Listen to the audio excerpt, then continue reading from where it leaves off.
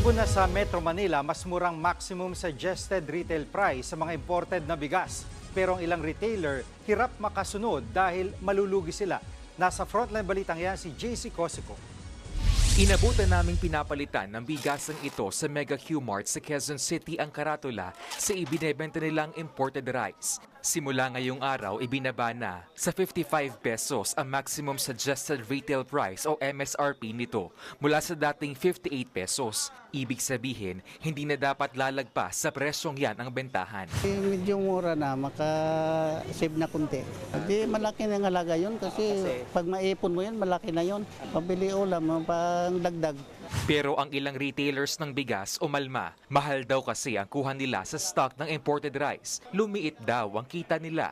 Wala na, bawas na. Ay dyan namin kukunin lahat, yung bayad ng pwesto, bayad ng boy. Sige, lahat ng expenses namin dyan namin kukunin. Sa Murphy at Kamuning Market, nadiskubreng may mga stall na nagbebenta pa rin na higit sa 55 pesos na mag-ikot ang Department of Agriculture kanina. Ang iba, nagpapaubos na lang daw ng lumang stock habang may ilang hindi pa raw nasabihan sa binabaang MSRP.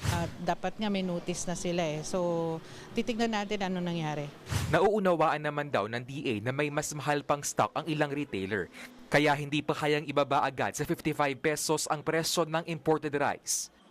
Kung nakuha talaga nila na mahal yun, okay lang naman yun. But definitely continuous. Regularly mag-iikot kami sa mga pamilihan.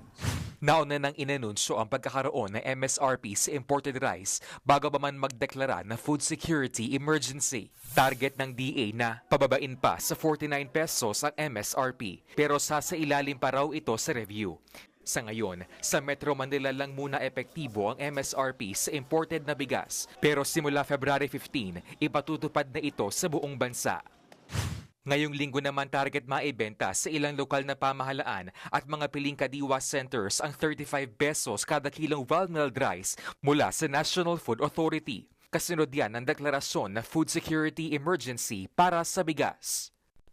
Nagbabalita mula sa Frontline, JC Cosico, News 5. Mga kapatid, Jiggy Manikad po, iba na ang may alam at may pakialam sa panahon ngayon.